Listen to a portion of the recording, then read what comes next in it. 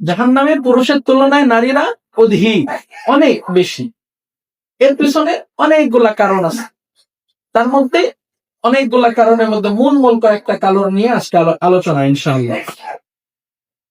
1 নম্বর, যেসব নারীরা স্বামী জৈবিক চাহিদার কারণে কোন স্ত্রীকে কাছে ডাকছে, কিন্তু স্ত্রী কোনো কারণ ছাড়াই এমনি ভাল লাগতেছে না, আমার ভাল লাগতেছে না, এই জন্য স্বামীর কাছে আসে নাই, এইসব কারণে যদি ওই স্বামী স্ত্রীর উপরে নারাজ হয়, যত সময় স্বামী নারাজ থাকে তত সময় পর্যন্ত আল্লাহ তাআলা নিজে ওই স্ত্রীর উপরে গজব বর্ষণ করতে থাকে, বলে নাউজুবিল্লাহ।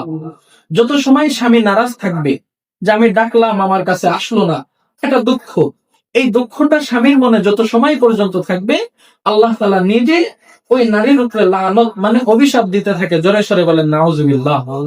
এজন্য স্বামীর মর্যাদা অনেক।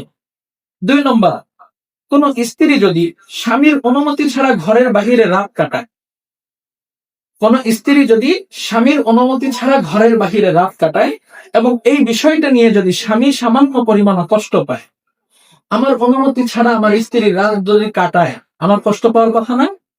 অবশ্যই যে সত্যিকারের পুরুষ মানুষ, গায়রত ওয়ালা পুরুষ, তার কষ্ট হয় এই কথা যে আমার স্ত্রী আমার অনুমতি ছাড়া কোথায় চলে গেল, কোথায় আছে রাত্রে, কিছুই জানি না, টেনশনের বিষয়, কষ্টের বিষয়।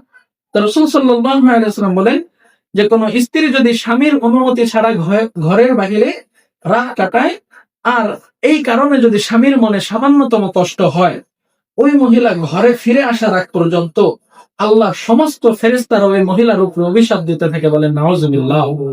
এই জন্য স্বামীর অনুমতি নিয়ে যেখানে যাব স্বামীর অনুমতি নিতে হবে।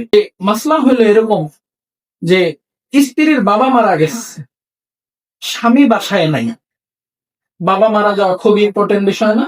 একজন স্ত্রীর বাবা মারা গেছে, স্বামী বাসায় নাই, এমন মুহূর্তেও স্ত্রী স্বামীর অনুমতি ছাড়া বাড়ির বাহিরে বের হইতে পারবে না। তাহলে স্বামীর মর্যাদা কত, স্বামীর একটা হুকুমের মর্যাদা কত, সবচেয়ে ভালো বোঝা যায় এইভাবে।